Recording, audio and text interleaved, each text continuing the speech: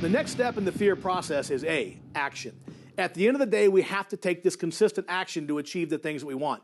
It's not enough just to want things. It's not enough just to visualize things. Those things are important, as we've been talking about.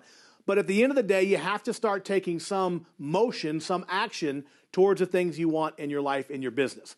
Now, the key to this thing is understanding two simple words: cognitive dissonance. Cognitive dissonance is one of the primary drivers of human behavior. Essentially, it's the anxiety that we feel if we don't do something we said we would do.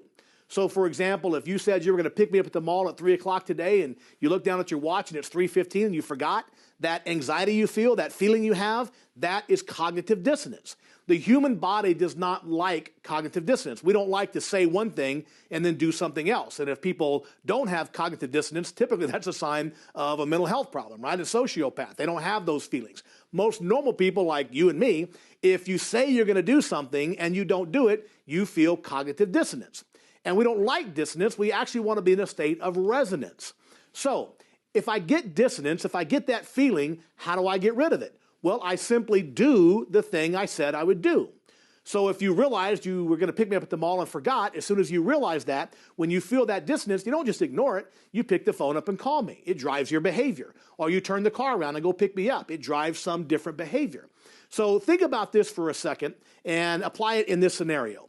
You get up in the morning and you're reviewing your prosperity plan and your quiet time ritual. You're picturing yourself earning $200,000 a year. You're picturing yourself running your sales calls with passion and purpose and diagnosing problems, recommending solutions, asking for the order. You're visualizing the 200 grand. You're picturing, how that's going to help your family and all these amazing things, right? Then you go out on your first call a few hours later. And you walk in the call, you give a very brief presentation, you try to compete on price, drop off a proposal, and walk out of the office. What are you going to feel? You're going to feel dissonance. Why? Because you told yourself that's not how you're going to run a sales call. And because there's a difference between what you said and what you did, you're going to feel like a fish out of water. So how do you get rid of that dissonance? Well, on your next call, you have to go out there and run it the way you're supposed to. Eventually, if you keep with the program, if you stay with the quiet time ritual, eventually you will start running calls consistently with your prosperity plan. And when you start engaging in those actions, you're going to have the results. It's as simple as that. It's the ultimate in personal accountability. Let's say you get up in the morning and you visualize yourself, running a marathon. You visualize yourself losing 10 pounds and eating healthy and nutritious foods. You picture yourself in that condition. You picture yourself eating the better foods. Then you go on about your day. You sit down at lunch and you realize suddenly you have a double bacon cheeseburger in your hand going down the pie hole. What do you feel? Dissonance, cognitive dissonance, anxiety, because this morning, a few hours earlier, you told yourself that's not how you were going to eat at lunch today. So how do you get rid of the dissonance? How do you get back to resonance? You got to do the thing next time you order the salad. So what happens over time is you start driving the behaviors that are consistent with the plan. The behaviors are going to produce the results without question. Now, here's something you have to be careful of. There's another way to get rid of the cognitive dissonance. And that is to never do the plan or simply don't review it, right? Let yourself off the hook. I didn't need to make 200 grand a year. Rationalize it, right? Justify it. I didn't need to lose 10 pounds. So you got to make sure that you don't justify and rationalize away the need to do those things. You got to keep reviewing the plan. If you don't review the plan, you'll feel no dissonance. In other words, if I get up in the morning and I never think about how I'm going to eat, and then I go eat a cheeseburger, what do I feel? Nothing. Because I never told myself anything else.